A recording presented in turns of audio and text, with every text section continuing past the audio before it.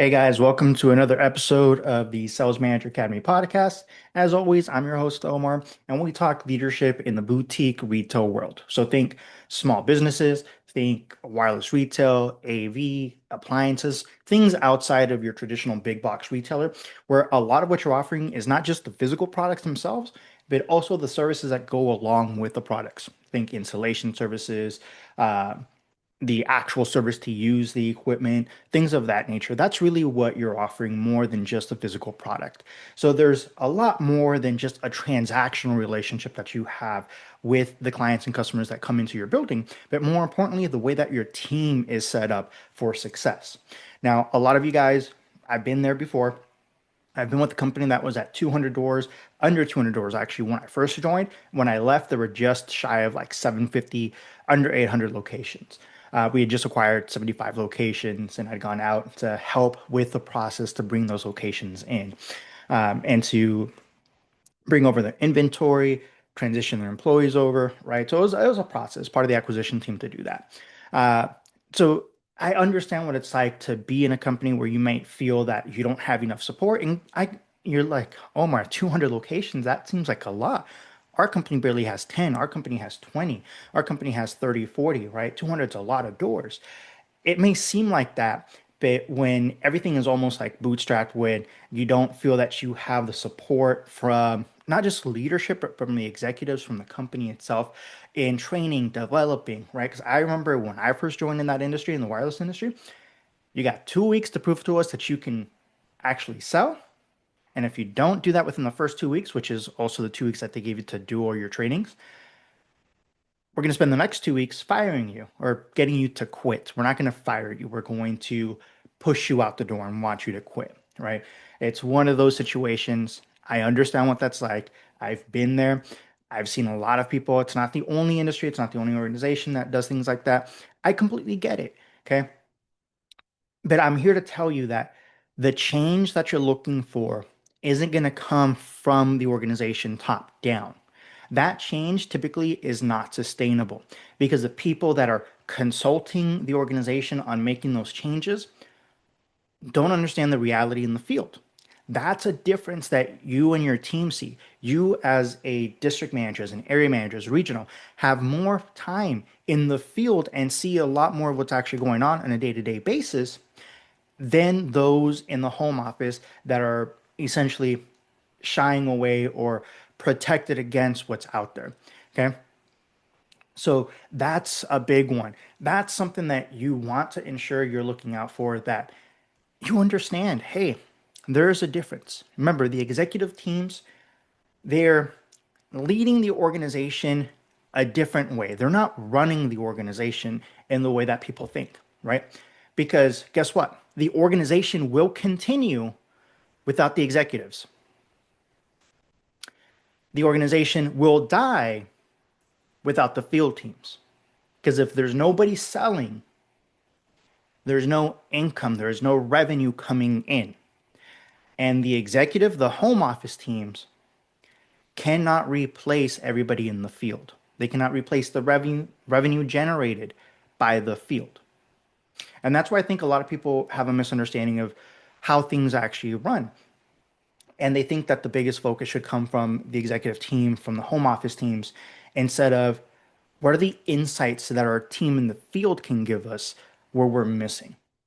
And in order to be able to help foster that, to actually have that culture, because I know culture is a big thing for y'all, right? You talk about culture, but culture is not something you talk about. Culture is something that you do, that you showcase. That is the organization. So if you're talking about culture, I know off the bat you don't have a culture, right? When I see what you're doing, that tells me what kind of culture you have within the organization. So my biggest focus is always on training, developing, and coaching employees to be able to become better. Because when they feel that they're being invested in, when they feel that they got people that are actually putting in value, are investing their time, are helping them become better at doing things, that means they also want to reciprocate that. They want to return that favor. They want to showcase that. They want to be a little bit more vocal about, hey, maybe this process needs to change, right? And this is what I've been doing and it works better. Because it's not about complaining and just ending the conversation at the complaining stage. It's allowing them the process to build those muscles, those neural connections to do more and go past just the complaining stage. They can go to the point where they understand there's an issue, but they're also coming with some solution, right? They could be like, hey, Omar, uh, I've seen this issue consistently where in this process, this happens. What I've been doing is this, and I've actually seen that it works better. And we have a couple people that have been doing it that way too.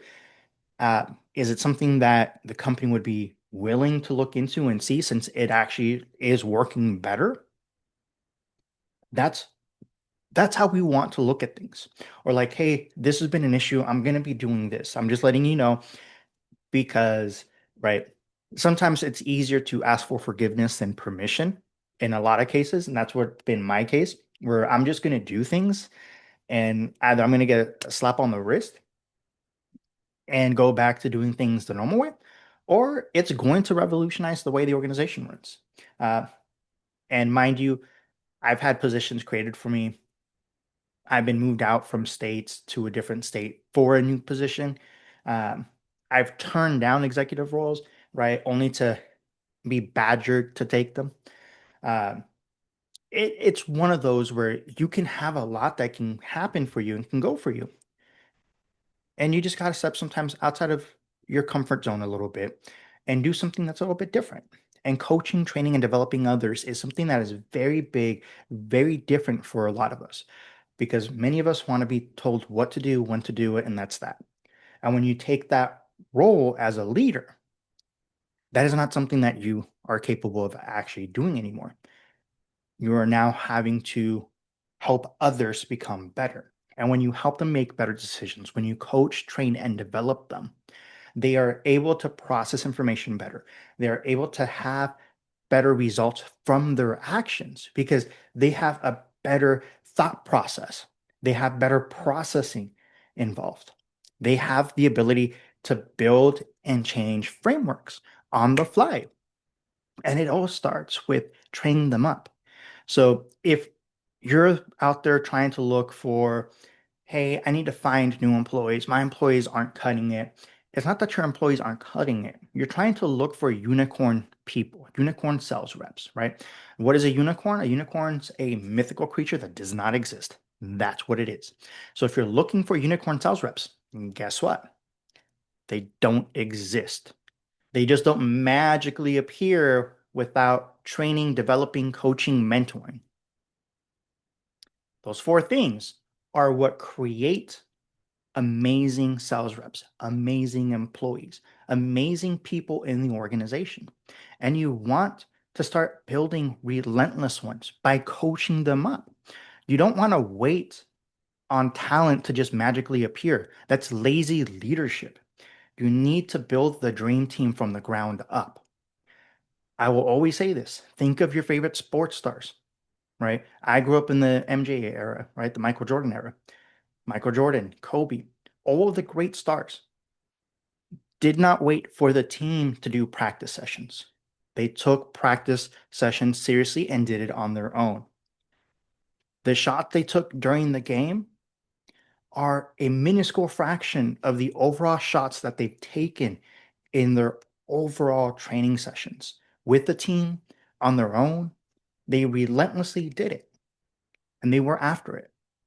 And a lot of leaders out there, a lot of managers, I should say, that have never been trained and coached to be a true leader, expect their people to do as I say and practice on the field, meaning practice during game day, practice on the court during fucking game day. Imagine if your teams did that. Imagine if your favorite sports team never practiced and the only practice sessions that they did was during actual fucking game day. Can you imagine what kind of shit show that would be? And yet, a lot of organizations run that way. Hey, we gave you 2 weeks of training. We gave you 1 day of training. We gave you a week of training. You got to learn the rest of it on your own. And you wonder why you have such an attrition rate. You wonder why results aren't consistent. You wonder why some people are better sellers than others. You have no process, you have no system in place. And that's what we got to change because that reduces employee attrition. That increases the likelihood that your team will stay when you focus on training and developing. And then you don't have to worry about, well, I gotta find these people that have what it takes to be in this organization or in this industry. No, you train, develop them up. You skill them up. It's just like if you're playing an RPG game. You start off at a base level and then you level up from there. And you, as the guide, the mentor, you're the one who knows essentially what's to come, where they're at. So, what kind of situations are going to kind of fault at or may find a little bit more difficult. So, you can structure your training, your milestones accordingly. And that's what we need to look for. That's what we need to do. So, stop trying to hire a fucking rock star. Make a rock star, right? Make great sales teams. That is what the point of this is, training and developing people. That is the end goal.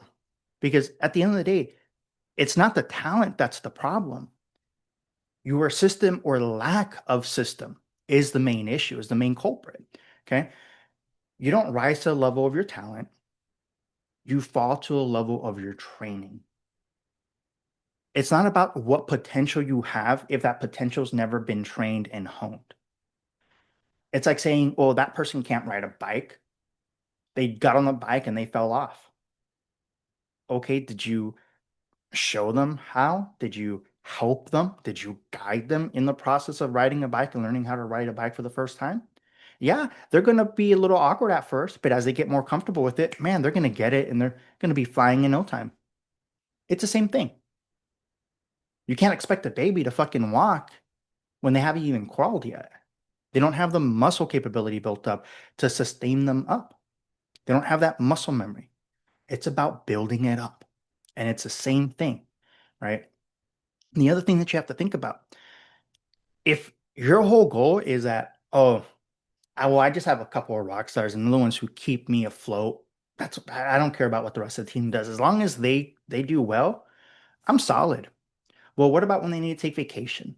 What about when they get burnt out? What about when they fucking leave and quit because they're not being developed, they're not being mentored, nobody is investing time into them.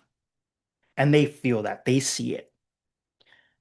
But when you coach and develop others and you spend time doing that, it changes it because now they're getting more clarity, they're getting more consistency in their development, and they know where they're at and what they can focus on, and they have a better trajectory. And oftentimes, guys, when it comes to coaching, you'd be surprised that a little change makes a big difference in the outcomes achieved. But if you don't focus on that, if you've offered no guidance, I mean, it's all trash. Okay. A quick 5 minute phone call or worse, hey, why are the numbers down? Message. That's not coaching. That's not training. That's micromanaging, first off. And that's being a fucking manager, not a leader. Okay. Managers manage a process, which is typically a system where you have one input and you know exactly what the output's going to be. When it comes to people, it's a little bit different because every individual is different. Every individual takes information differently, retains different parts of information, interprets different parts of information differently. Okay. It doesn't matter that you gave us all the same talk at the same exact time. Every single person in that conversation is taking something different away. That's what's difficult for a lot of people to understand because they want to be a manager instead of being an actual leader. And that's the difference. When you're a leader, you adapt better. You have a better understanding where your team is at. You're able to offer better guidance and mentorship. And you understand as you're doing more of it, it's not about spending 10 hours a week with an individual. It's about giving them concentrated, clear, consistent feedback and coaching sessions. And that goes a long way in their development. Okay. Because you don't want to just be able to spot a great individual, a great potential. Spotting great potential means nothing if you can't develop it. In my tenure, I've always been known as somebody who has great employees, has great talent stacked on their rosters at every single one of my locations, has a bench of future leaders ready to go or being developed. And you would think, well, you inherited great employees. No, I've always inherited bullshit like performance markets. I say that because the individuals that were there before were not giving them attention that they needed, right? They were doing, I don't know what, but it wasn't developing, it wasn't focusing on the training. They had other locations that were carrying them, so they could care less. Like, the other locations will make up for it. That's fine. And yet, when I come in, make the changes, and it's not like I fire employees. I make changes in the way that we're doing business, in the way that they see me as a leader, and what my actions as a leader are in that market. And never failed. Always increase productivity, whether it's 30 days in at a location that I had to hire brand new employees for, and then I ended up taking over that location. And every single one of the employees never had any sales experience, maybe some customer service at grocery stores, but never any sales experience. But within 30 days, they're outperforming the tenured employee that was there, that was the assistant manager. And they're also outperforming a lot of the veterans in neighboring stores. And everybody's asking me, like, what the hell's going on? What are they doing? And on top of that, fraud was down. So not only were numbers up and churn down, fraud down, but they were having a blast. NPS scores were up, production was up, not just in sheer volume, but also in KPIs, which was very difficult for the location. It's not about, making big changes. It's about being a leader that cares about their people. And that means that you're going to help them be developed. You're going to help them to become better by investing time in training and coaching, by hearing them out, listening to them, guiding them, right? And I've told you guys, coaching sessions don't have to be long. 15-minute coaching sessions go a long way. Yeah, you're still going to have to do initial training. Everybody's got to go through and understand the process of what you're doing. You can't spend 15 minutes with somebody and then they're going to know the system that you're using. That's not the kind of coaching we're talking about. Coaching developing sessions is different than initial training. Initial training sessions are for them to learn the processes, for them to learn, if they're, for instance, I've been in a lot of industries that required us um, to be, we pretty much had to follow certain guidelines, right, for federal guidelines. So you have to understand what those are. You have to understand the repercussions. So go through that, teach them, train them. Boom, they got the basics. The coaching that we're talking about is the stuff that happens after they have the basic understanding. If they're a new hire, you do your coaching sessions and then you also have your training sessions. A training session doesn't have to be an 8-hour fucking day. Okay. It wastes your time as a DM. It wastes your people's time in learning things. I always did micro learning sessions where it was maybe an hour to 2 hours long, and we concentrated on one, no more than two things during that session. Why? Because in the initial sessions in the first 2 weeks, we went over quite a bit, right? And showcased not just the hierarchy, but the history of the company, the organization, our offerings, the reason we wanted to do things a certain way, right? Their commission plan gave them an introduction into starting to understand their commission plan so that they understood by the end of the 2 weeks how they got paid. Keep in mind, that is different than knowing the pay plan. Knowing the pay plan and understanding the pay plan are two different things. You have to understand how you get paid and what that actually means for you to understand what you actually need to hit and why you need to achieve that. As opposed to, okay, well, it says I get paid this on this. Okay. So if you wanted to make X amount of dollars in a year, what do you need to do? What do you need to achieve? If your team can't answer that, they don't know their pay plan. It's that simple. Because once they know their pay plan, they have an action plan of what they want to hit. And it becomes almost like a leaderboard, a checkboard. Like, all right, this is what I got to hit. And they're on point, they're on target, they're very um, not just goal oriented, but they're on point on what they're going to achieve. And you do that through coaching them, through mentoring them, through guiding them through that process, right? So stop trying to find unicorns. Stop trying to poach competitors, right? Closers. It's not going to work for you because once again, I've said it. Doesn't matter if they have experience in the industry or not. When you have somebody that comes from one organization to another, and I've said this before in different episodes, there's different processes. The organization is different. There's different systems, different individuals that they need to understand. So it's going to take time. It typically takes at least 6 months for somebody to get at least a good footing on how the organization runs. Okay. And that's super important. That is super, super important for people to understand. But once you do, it makes a difference because once you understand, okay, even if I bring somebody that's got potential, I still need to focus on training and developing them. Even if they have great experience in our industry, I still need to get them to be focused and trained in this organization because this organization is different than other organizations. And that's what we have to get after. And that's what we have to really be better about. Okay. Now, when you start doing the coaching sessions, when you start helping develop your team, you're going to understand that high performance is built. It's not bought. Okay. You can't hire somebody in and they're going to be an amazing performer, consistent performer, and that's always going to be the case with people that you bring in. But when you focus on training and developing people, on coaching and mentoring them, your existing employees' performance will increase. And when you bring new employees in, you've already set the bar. So their performance is always going to be top tier. Even when they have a bad month, it's still going to be better than most people's good month. That makes a difference. I understand the 80-20 rule, but it's not a law.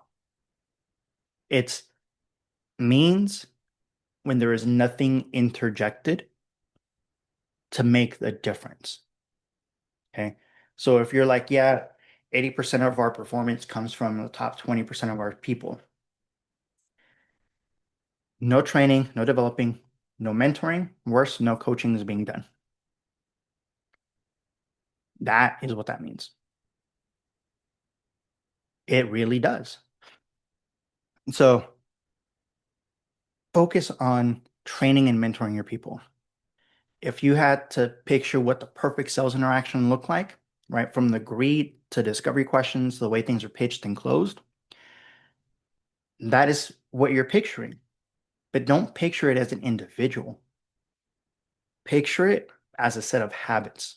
And those are the habits that we're going to help people attain. And when you understand that that's the purpose of coaching, of mentoring, of developing people, it goes a long way. And when you do that with your sellers, you start to bring in your local leaders, your store leadership, your assistant managers, your leads. You develop them to become coaches. You start training the trainers, coaching the coaches so that they can do this on their own without you. So as a DM, it goes from doing the majority of the coaching sessions to now I might do one or two when I do a store visit, right? Just because I want to get it, I want to showcase that, yeah, I can still do the coaching sessions. I just want, get a better understanding where my team's at. I just want to have a conversation. And what you're going to find is that you're also understanding that a fucking write-up is not a coaching session. Those are completely different. They are not the same. So get that out of your head that a write-up and a coaching session are the same thing. They're not. They are far from each other. So remember, your best reps, they're not found. They're built, and it starts with how you lead them. and you lead them through coaching.